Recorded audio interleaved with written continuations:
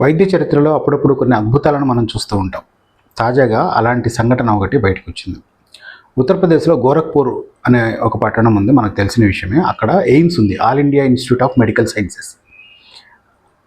అది మన దేశంలో తెలుసు మనకు. ఎయిమ్స్ అనేటువంటివి అత్యున్నత వైద్య సంస్థలు. అక్కడ నిత్యం పరిశోధనలు జరుగుతూ ఉంటాయి, ట్రీట్మెంట్స్ కూడా చేస్తూ ఉంటారు. ఆ కోణంలో తాజాగా ఒక 8 నెలల గర్భవతి హాస్పిటల్కి వెళ్ళింది.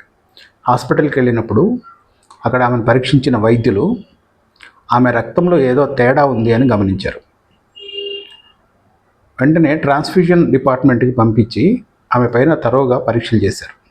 పరీక్షలు చేస్తే ఆమె రక్తం ఒక వెరైటీ రక్తం, ఒక కొత్త రక్త గ్రూపునికి సంబంధించింది అని తేల్చారు. అది ఏంటంటే A3. మనకు తెలుసు రక్తంలో 4 రకాలు ఉంటాయి, A, B, AB, O. ఈ 4 గ్రూపులు మనకు బాగా సర్వసాధారణంగా అందుబాటులో ఉండేటటువంటి గ్రూపులు. అందరిలోనూ 99% ఈ గ్రూపులకు చెందిన రక్తం ఉన్నవాళ్ళే ఉంటారు.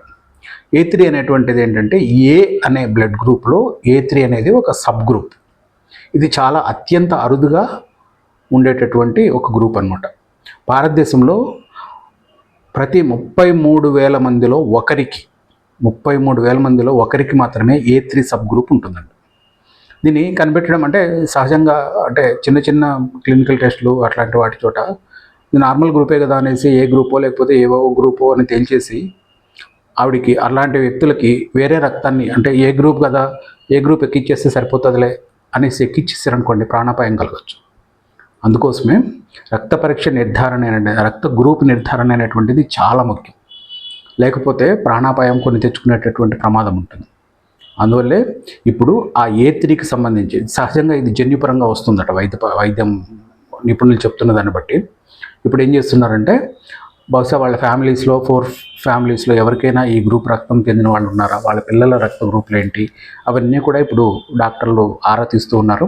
A3 అనేటువంటిది అత్యంత అరుదైన గ్రూపు.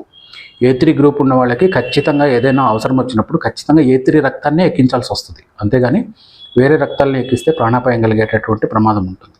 కాబట్టి రక్త నిర్ధారణ సమయంలో ఖచ్చితంగా తగిన జాగ్రత్తలు పాటించాలి.